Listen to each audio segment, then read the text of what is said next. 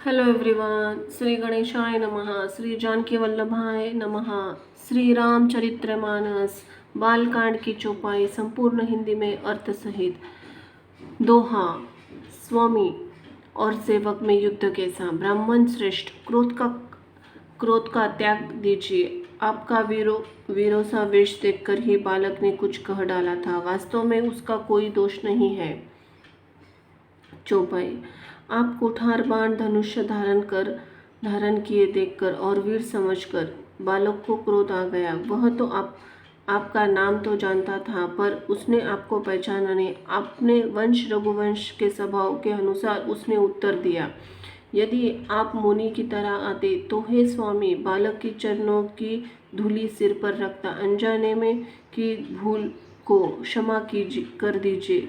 ब्राह्मणों के हृदय में तो बहुत अधिक दया होनी चाहिए। हे नाथ, हमारी और आपकी बराबरी कैसी, कहिए ना। कहाँ चरण और कहाँ मस्तक, कहाँ मेरा राम मात्र छोटा सा नाम, और कहाँ आपका परशुराम सहित बड़ा नाम। हे देव, हमारे तो एक ही गुण धनुष्य है, और आपके परम पवित्र श्रम, दम, तप, शौच, क्षमा, सरलता, ज्ञान, विज्ञान और अस्तिकता, ये 9 गुण हैं। हम तो सब प्रकार से आपसे हारे हैं। हे विप्र, हमारे अपराधों को क्षमा कर दीजिए। दोहा। हे श्री रामचंद्र जी ने परशुराम जी को बार बार मुनि अथवा विप्र कहा। तब भृगुपति परशुराम जी कुपित होकर अथवा क्रोध की हंसी हंसकर बोले, तू भी अपने भाई के समान टेढ़ा ही है। अरे, मुझे नीरा ब्राह्मण ही समझता है। मैं जैसा विप्र हूँ तुझे सुनाता हूँ। धनुष्य को सुरवा बाण आहुति मेरे और मेरे क्रोध को अत्यंत भयंकर अग्नि जान। चतुरांगणी सेना, सुंदर समाधि, यज्ञ में जलाए जाने वाले लकड़ियां है। बड़े बड़े राजे उसमें आकर पशु के तरह हुए हैं, जिसमें मैंने फिर फरसे से काटकर बलि दिया है। ऐसे करोड़ों जपयुक्त रण यज्ञ मैंने किए, अर्थात जैसे मंत्र उच्चारण पूर्वक स्वाहा शब्द की आहुति दी जाती है, उसी प्रकार मैंने पुकार पुकार कर राजाओं को की बलि दी है। मेरा प्रभाव तुझे मालूम नहीं है, इसे से तू ब्राह्मण के धोखे में मेरा निरादर करके बोल रहा है। धनुष्य तोड़ डाला, इससे तेरा घमंड बहुत बढ़ गया है। ऐसा अहंकार है मानो संसार को जीतकर खड़ा है। श्री रामचंद्र जी ने कहा, हे मुनि, विचार कर बोलिए। आपका क्रोध बहुत बड़ा है और मेरी भूल बहुत छोटी है। पुराना धनुष्य था, छूते ही टूट गया। मैंने किस कारण अभिमान करूं। दोहा। हे भृगुनाथ, यदि हम सचमुच ब्राह्मण कहकर निराधार करते हैं तो सत्य सुनिए। फिर संसार में ऐसा योद्धा कौन है जिसे हम डर के मारे मस्तक नवाए। चौपाई। देवता, दैत्य, राजा और बहुत से योद्धा, वे चाहे बल में हमारी बराबर हो जाए चाहे अधिक बलवान हो, यदि रण में हमें कोई भी ललकारे तो हम उसे सुखपूर्वक लड़ेंगे, चाहे काल ही क्यों न हो। क्षत्रिय का शरीर धारण कर कर जो युद्ध में डर गया, उस नीच के अपने कुल को फिर कलंक लगा दिया। मैं स्वभाव से कहता हूँ, कुल की प्रशंसा करके नहीं, श्री की रघुवंशी रण में काल से नहीं डरते। ब्राह्मण वश ऐसी प्रभुरता महिमा की जो आपसे डरता है वह सबसे निर्भय हो जाता है, अथवा जो भयरहित होता है वही आपसे डरता है। श्री रघुनाथ जी के कोमल और रहस्यपूर्ण वचन सुनकर परशुराम जी की बुद्धि के परिंदे खुल गए।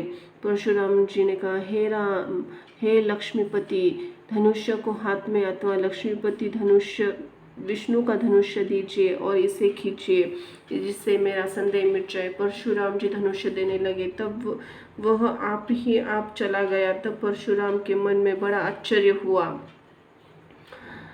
तब उन्होंने श्री रामचंद्र जी का प्रभाव जाना, जिसके कारण उनका शरीर पुलकित और प्रफुल्लित हो गया। वे हाथ जोड़कर वचन बोले। प्रेम उनके हृदय में नहीं समाता था। चौपाई। हे रघुकुल रूपी कमल वन, हे के सूर्य, हे राक्षसों के कुल रूपी घने जंगल को जलाने वाले अग्नि, आपकी जय हो। देवता ब्राह्मण को हित करने वाले, आपकी जय हो। हे मद मोह क्रोध भ्रम हरने वाले, आपकी जय हो। हे विनयशील, कृपा आदि गुणों के समुद्र और वचनों के रचना में अत्यंत चतुर, आपकी जय हो। हे सेवकों को सुख देने वाले, सब अंगों को सुंदर शरीर, करोड़ों कामदेवों की छवि धारण करने वाले, आपकी जय हो। मैं एक मुख से आपकी क्या प्रशंसा करूं। हे महादेव जी के मन रूपी मान सरोवर के हंस, आपकी जय हो। मैंने अनजाने में आपको बहुत से अनुवचित वचन कहे। हे क्षमा के मंदिर दोनों भाई, मुझे क्षमा कर कीजिए। हे रघुकुल के पातक स्वरूप श्री रामचंद्र जी, आपकी जय हो, जय हो, जय हो। ऐसा कर परशुराम जी तप के लिए वन में चले गए। यह देखकर दुष्ट राजा बिना कारण मन में ही कल्पित डर से श्री रामचंद्र जी से तो परशुराम जी हार गए। हमने इनका अपमान किया था, अब कहीं उसका बदला न ले, इसी व्यर्थ के डर से डर गए वे, कायर के चुपके से जहां तहां भाग गए। दोहा।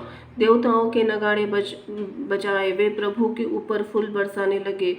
जनकपुर के स्त्री पुरुष सब हर्षित हो गए, उनका मोहमय अज्ञान से उत्पन्न शूल मिट गया। चौपाई। खूब जोर से बाजे बजने लगे, सभी ने मनोहर जंगल के साथ सजे। सुंदर मुख नेत्रों वाली तथा कोयल के समान मधुर बोलने वाली स्त्रियां झुंड की झुंड मिलाकर सुंदर गान करने लगी। जनक जी के सुख का वर्णन नहीं किया जा सकता, मानो जन्म का दरिद्री धन का खजाना पा गया हो। सीता जी का भय जाता रहा, वे ऐसी सुखी हुई जैसे चंद्रमा उदय होने के चकोर की कन्या सुखी होती है। जनक जी के विश्वामित्र जी ने प्रणाम किया और कहा, प्रभु ही कृपा से श्री रामचंद्र जी ने धनुष्य तोड़ा है, दोनों भाई ने मुझे कृतार्थ कर दिया। हे स्वामी, अब उचित हो सो कहिए। मुनि ने कहा, हे चतुर नरेश, सुनो, ये तो विवाह धनुष्य अधीनता, धनुष्य को टूटते ही विवाह हो गया। देवता, मनुष्य और नाग सब किसी को यह मालूम है। दोहा। तथापि तुम जाकर अपने कुल सा व्यवहार हो, ब्राह्मण कुल के बूढ़ों और गुरुओं से पूछकर और वेदों में वर्णित जैसा आचार हो वैसा करो। चौपाई। जाकर अयोध्या को दूत भेजो जो राजा दशरथ को बुला लावे। राजा ने प्रसन्न होकर कहा, हे कृपालु, बहुत अच्छा। और उसी समय दूतों को बुलाकर भेज दिया। फिर सब महाजनों को बुलाया और सबने आकर राजा के आदर पूर्वक सिर नवाया। राजा ने कहा, बाजार, रास्ते, घर, देवालय, सारे नगर चारों ओर से सजाओ। दोहा। हरी हरी मणियों, पन्ने के पत्ते, फल बनाए और तथा पद्यराग मणियों, मानिक, फूल बनाए। मंडप की अत्यंत विचित्र रचना देखकर ब्रह्मा का मन भी भूल गया। चौपाई। बांस की हरी हरी मणियों, पन्ने के सीधे और गांठों से युक्त ऐसे बनाए जो पहचाने नहीं जाते, जो मणियों के है, या साधारण सोने की सुंदर नागबेली, पान का पत्ता बनाई जो पत्तों सहित ऐसी भली मालूम होती थी कि जिनकी पहचान नहीं की जा सकती। उसी नागबेली की रचकर पंचकरी करने के बंधने की रस्सी बनाए। बीच बीच में मोतिया की सुंदर झरने हैं। मानिक, पन्ने, पत्ते, हीरे और फिरोजे, इस रत्नों को चीरकर, कोरकर और पिचकारी करके इनके लाल, हरे और सफ़ेद फिरोजी रंग के कमल बनाए। भौरे और बहुत रंगों के पक्षी बनाए जो हवा के सहारे गूंजते कूदते थे। खंभों और देवताओं की मूर्तियां गढ़कर निकाली थी जो सब मंगल द्रव्य के लिए खड़ी थी। महाराज प्रसन्न होकर अपने अपने घर चले गए। फिर राजा ने नौकरों को बुला भेजा, उन्हें आज्ञा दी, विचित्र मंडप सजाकर तैयार करो। यह सुनकर सब राजा के वचन सिर पर धरकर सुख पाकर चले। उन्होंने अनेक कारागिरों को बुला भेजा जो मंडप बनाने में कुशल चतुर थे। उन्होंने ब्रह्मा की वंदना करके कार्य आरंभ किया और पहले सोने के केले के खंभे बनाए। दोहा।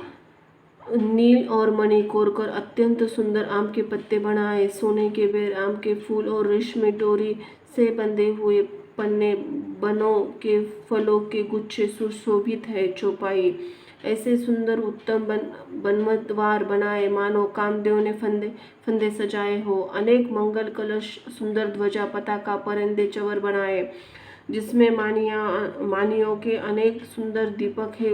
उस विचित्र मंडप का तो वर्णन नहीं किया जा सकता। जिस मंडप में जानकी जी दुल्हन होगी, कवि की ऐसी बुद्धि है जो उसका वर्णन कर सके।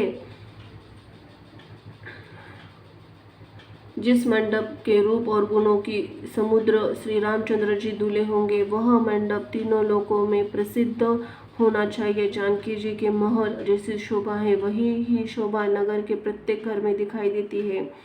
उस समय जिसने तिरहुत को देखा, उसने 14 भुवन तुच्छ जान पड़े। जनकपुर के नीच घर में भी उस समय ज्यादा संपदा सुशोभित थी। उसे देखकर इंद्र भी मोहित हो जाता था।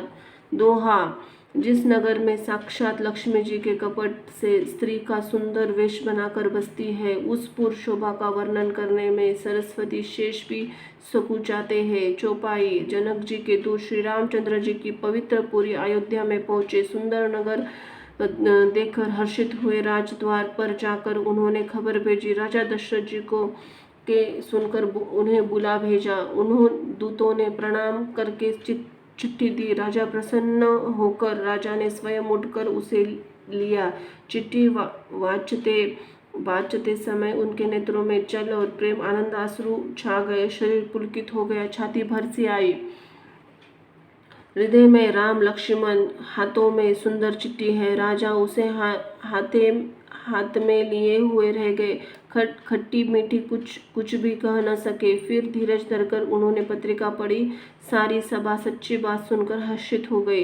भरत जी ने अपने मित्रों और भाई शत्रुघ्न के साथ जहाँ खेलते थे, वही समाचार पाकर वे आ गए। बहुत प्रेम से कुचाते हुए पूछते हैं, पिताजी ने चिट्ठी कहाँ से आई है? दोहा, हमारे प्राणों से प्यारे दो भाई, कहिए सुकुशल तो है? वे किस देश में है? स्नेह से सने ये वचन सुनकर राजा ने फिर चिट्ठी पढ़ी।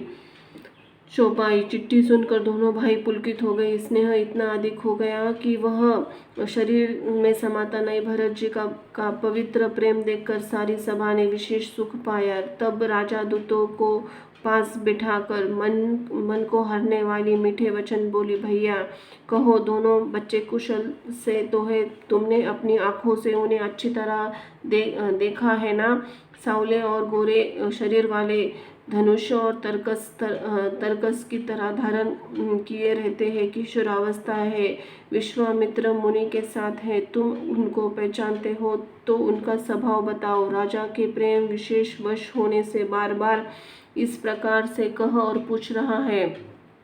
भैया, जिस दिन से मुनि उन्हें लिवा ले गए हैं, तब से हमने आज सच्ची खबर पाई है। कहो तो महाराज जनक ने उसे कैसे पहचान में? ये मेरे प्रिय प्रेम भरे वचन सुनकर दूत मुस्कुराए। दोहा, दूतों ने कहा, राजाओं मुकुटमणि सुनिए, आपके समान धन्य और कोई नहीं है, जिनके राम लक्ष्मण जैसे पुत्र है, जो दोनों विश्व के विभूषण है।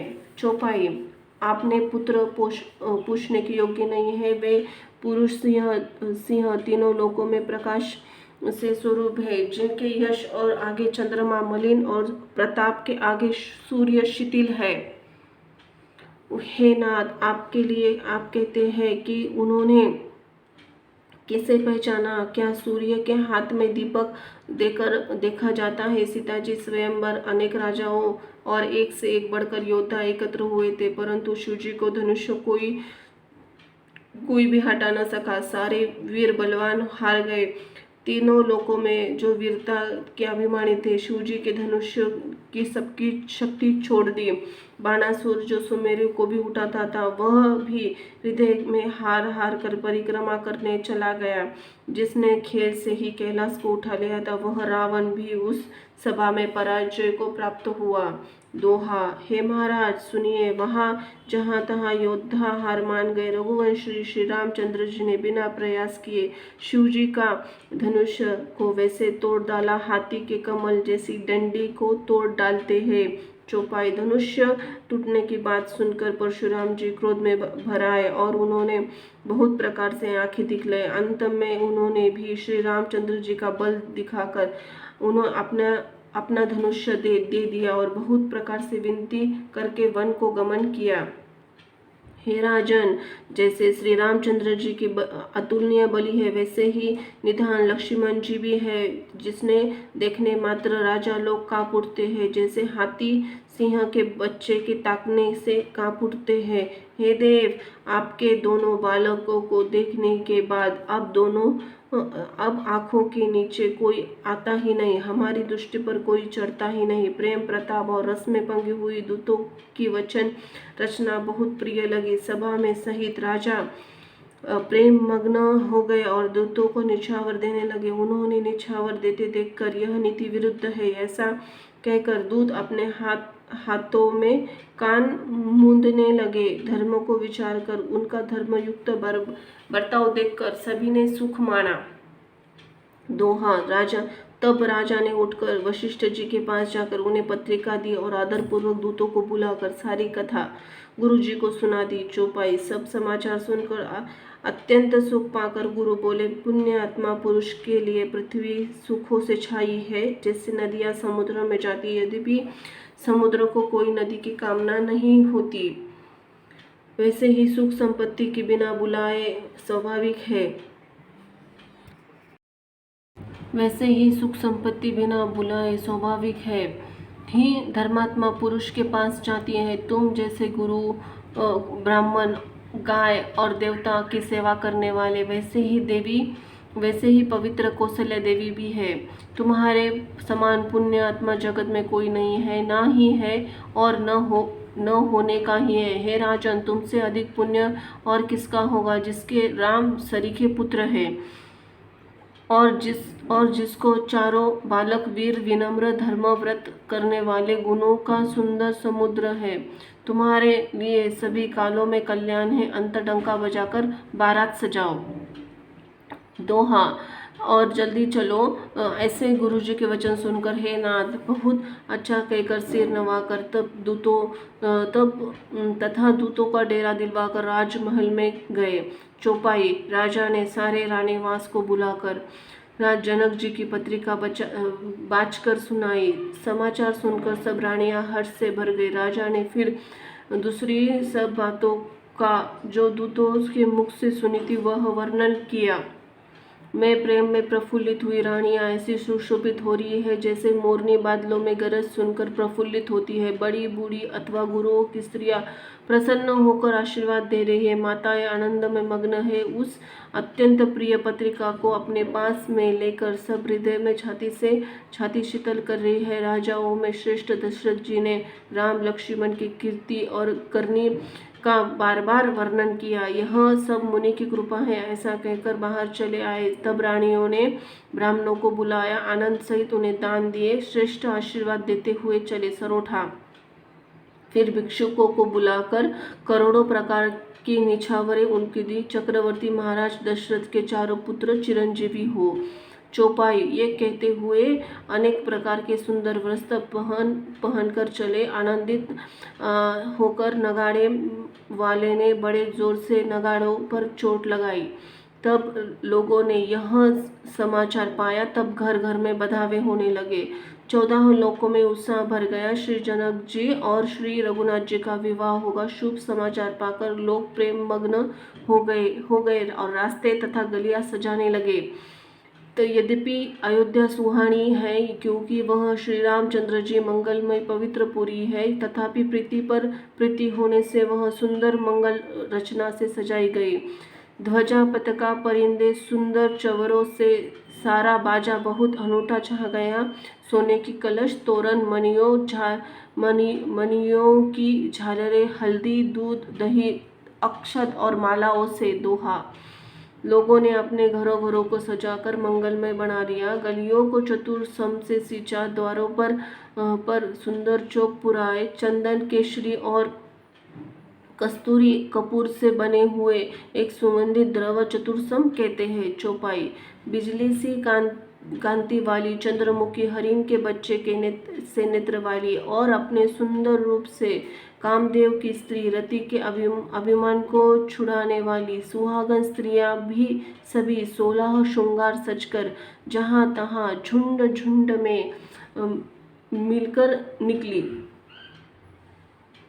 मनोहर वाणी मंगल गीत गा रही है, जिसके सुंदर स्वर सुनकर कोयल भी लजा जाती है। राजमहल का वर्णन कैसे किया जाए, जहाँ विश्व को विमोहित करने वाला मंडप बना गया।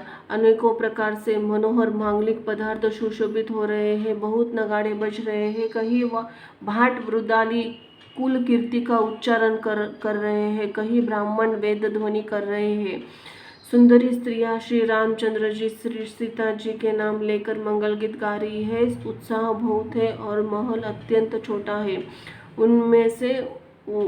उनमें न समाकर मानो वह उत्साह चारों ओर उमड़ चला है। दोहा। दशरथ के महल की शोभा का वर्णन कौन कवि कर सकता है, जहाँ समस्त देवताओं के शिरोमणि श्री रामचंद्र जी ने अवतार लिया है। चौपाई। फिर राजा ने भरत जी को बुलावा दिया और कहा कि जाकर घोड़े, हाथी, रथ सजाओ, श्री रामचंद्र जी के बारात में चलो। यह सुनते दोनों भाई भरत जी शत्रुघ्न आनंदवश पुलक से भर गए।